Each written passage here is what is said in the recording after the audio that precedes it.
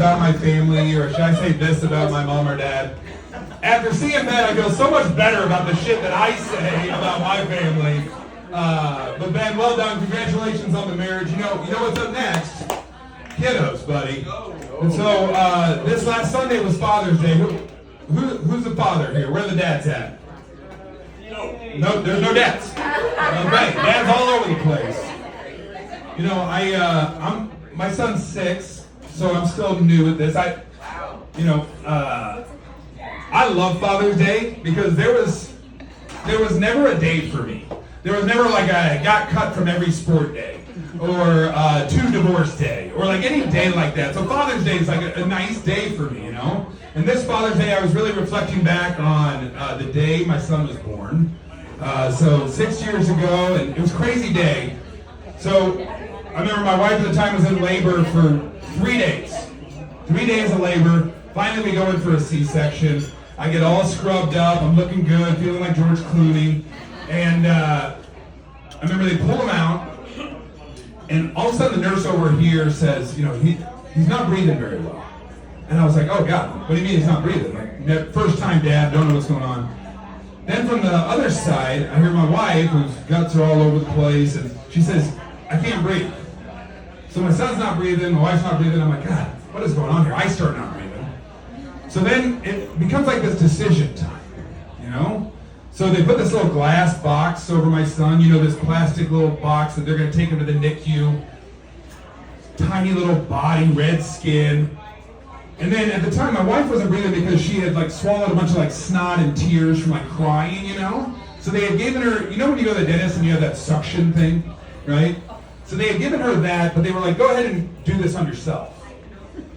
So the nurse comes up to me, she goes, Dad, are you going to go with your son or go with your wife? And I look over and my son's in this little box and he looks up at me and he puts a tiny little hand out.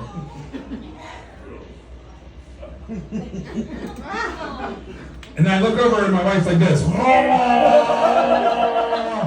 was like, I'm going to go with him. And we did get divorced a few years later. I don't know if that was the root cause, but I'm a single dad now, and I love it, right? Being a single dad's great. We were all together as a family this Sunday, and before I bring up our final comedian, he was actually part of one of the greatest moments maybe I've seen in my life, Sunday, just this last Sunday.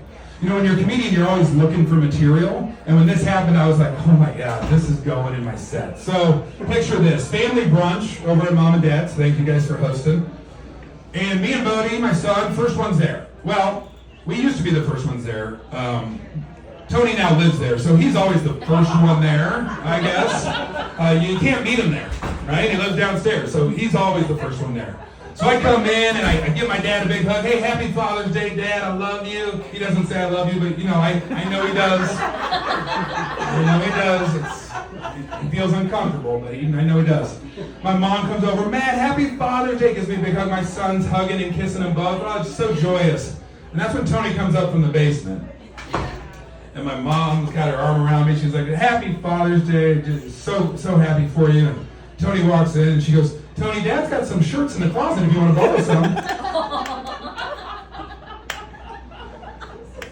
Tony looks himself up and down, looks at me and says, what the fuck was that? And he proceeded to smoke a pack of cigarettes on the way to the deck. I mean, my brother Tony doesn't get upset much. He doesn't get mad much. But he was so upset. If he had a car, he would have left.